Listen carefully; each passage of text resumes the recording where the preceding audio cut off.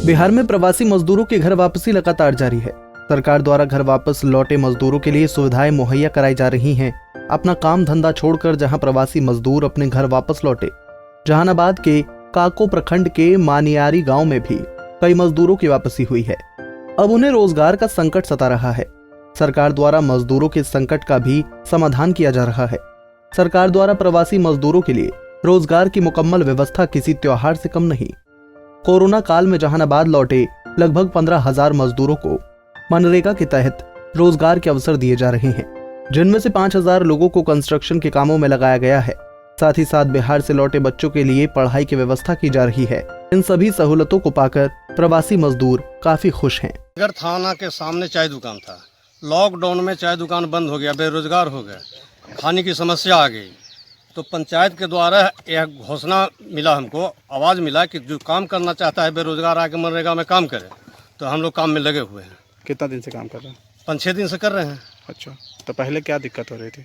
दिक्कत खाने पीने का दिक्कत हो रही थी, दुकान बंद था आज 2 महीना से, तो क्या करते। अच्छा, तो अब आप लोग का ठीक ठाक चल रहा है? ठीक चल रहा है। कलकत्ता में काम कर रहे थे, मजदूरी कर रहे थे। वहाँ से लॉकडाउन हुआ था, हम लोग आ गए घर पर आए थे। 2 महीना से बहुत स्थिति खराब चल रहा था, बैठल थे तो वही मनरेगा से काम चालू हुआ पंचायत की ओर से, तो वही हम लोग काम चालू कर दिए 5-6 दिन से। अच्छा, तो अब आप लोग का परिवार चल रहा है? हाँ। तो पहले क्या दिक्कत होती थी? दिक्कत तो खाने के लिए भी बहुत दिक्कत हो गया था। एक दूसरे को से मैंने सहयोग भी लिए, 10-15 किलो चावल भी लिए हैं। अब खाना पीना अपना लेकर के कर रहा है। लॉकडाउन की मार झेल रहे मजदूरों के संकट को दूर करने के लिए स्थानीय मुखिया भी अहम भूमिका निभा रहे हैं। उनके द्वारा भी लोगों को बोला जा रहा है कि जिन लोगों को काम की जरूरत है उन्हें तुरंत काम मुहैया कराया जाएगा। मेरे पंचायत में 8 स्कीम चल रहे हैं। ये मनियारी गांव में आप यहाँ पर हैं।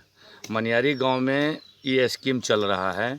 मेरा पिंजौरा पंचायत हेडक्वार्टर है, पिंजौरा में भी स्कीम चल रहा है, हड़हर में भी स्कीम चल रहा है, 12 गांव में भी चल रहा है, मई में भी चल रहा है। करीब 8 मतलब प्रत्येक गांव में चल रहा है। और पूरे पंचायत के मजदूर जो हैं हमारे काम कर रहे हैं। और जो लॉकडाउन से पहले आए हैं, जो लॉकडाउन में दुकान उनका बंद है, रोजी रोजगार ख़त्म हो गया है, तो सब काम छोड़ करके मनरेगा में वो मिट्टी का जो कार्य है वो कर रहे हैं। और जितना संभव है उसको मजदूरी सरकार के मार्गदर्शिका के अनुकूल उसको दिया जा रहा है। और इसे मनरेगा से बहुत ज़्यादा लोगों को कंट्रोल हो रहा है, राहत हो रहा है। बशर्ते हर मजदूर का ही डिमांड होता है कि 194 रुपया जो मजदूरी मिलता है, केंद्र सरकार ने 202 रुपया घोषणा किया है, उसमें 8 रुपया टैक्स में कट जा रहा है, तो 194 इन लोगों को पड़ता है। तो हर मजदूर का ही डिमांड है कि केंद्र सरकार राज्य सरकार मिल करके कम से कम मजदूरों को 400 रुपया मजदूरा होना चाहिए, जबकि 194 में इन लोगों का स्थिति बहुत नाजुक है। अच्छा, तो पंचायत में कुछ घोषणा भी कर रखे हैं? क्या कर रखे हैं? पंचायत में हम हर गांव में पर्चा साट करके माइक से प्रचार करके लोगों को इसमें काम मनरेगा से देने के लिए सबको अनाउंस किया है कि आप आइए काम कीजिए। तो जितना जो है गांव में जो काम जिसको नहीं मिल रहा है वो सब लोग काम कर रहे हैं। सब लोग, कुछ लोग बाहरी लोग भी आए हैं? नहीं, बाहर के लोग अभी आए हैं, लेकिन आ रहे हैं तो क्वारंटाइन सेंटर में हैं। जैसे उनको क्वारंटाइन सेंटर छोड़ता है तो मैं उनको भी काम लगाऊंगा।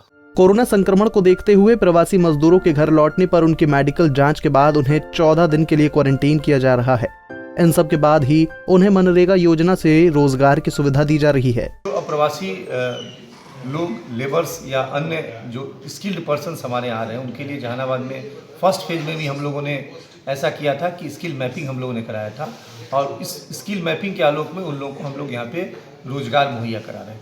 अभी जो सेकेंड फेज में हमारे पास लोग आए हैं उनका ऑन अराइवल स्किल मैपिंग हम लोग करा रहे हैं। और क्वारंटाइन कैंपस में जाके हमारे इंडस्ट्री डिपार्टमेंट्स के और हमारे लेबर डिपार्टमेंट्स के लोग जाके वहाँ पे क्वारंटाइन कैंपस में उनसे बात करके हम लोगों ने एक क्वेश्चनायर तैयार किया है। और उस क्वेश्चनायर के आलोक में उनसे हम लोग ये जानना चाह रहे हैं कि वो वहाँ क्या करते थे, कितने दिनों का उनका एक्सपीरियंस है, क्या क्या उनको नॉलेज है, जो हमारे रॉ मटेरियल आते हैं उसका उनकी जानकारी है कि नहीं, जो मार्केटिंग होता था उनके फैक्ट्री में उसकी उनको जानकारी है कि नहीं।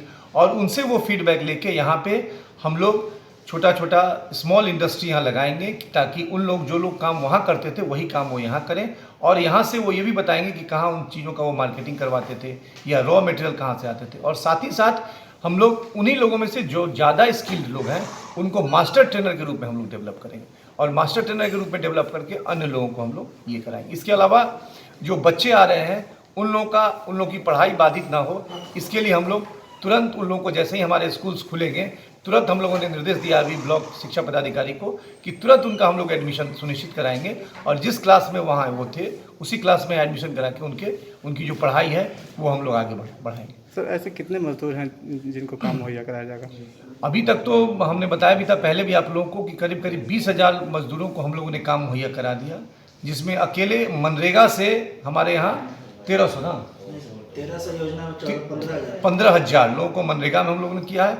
इसके अलावा जो कंस्ट्रक्शन का काम जहाँ चल रहा है उसमें स्थानीय मजदूरों को हम लोगों ने प्राथमिकता के आधार पर रखवाया है। अब हमारे पास जो स्किल्ड लेबर हैं या जो कंस्ट्रक्शन इक्विपमेंट्स चलाने वाले लेबर हैं वो काफ़ी संख्या में आए हुए हैं, जैसे हमारे JCB या अन्य जो इक्विपमेंट्स है कंस्ट्रक्शन के या वो मिलिंग मशीन ये चीज़ चलाने वाले लोग हैं, उन लोगों को भी हम लोग अभी तुरंत इंगेज कराने जा रहे हैं। सरकार द्वारा प्रवासी मजदूरों पर पड़े हर संकट को दूर करने के हर संभव प्रयास किए जा रहे हैं, जिसके चलते अब लॉकडाउन की वजह से बिखरी मजदूरों की जिंदगी दोबारा फिर से दौड़ने लगी।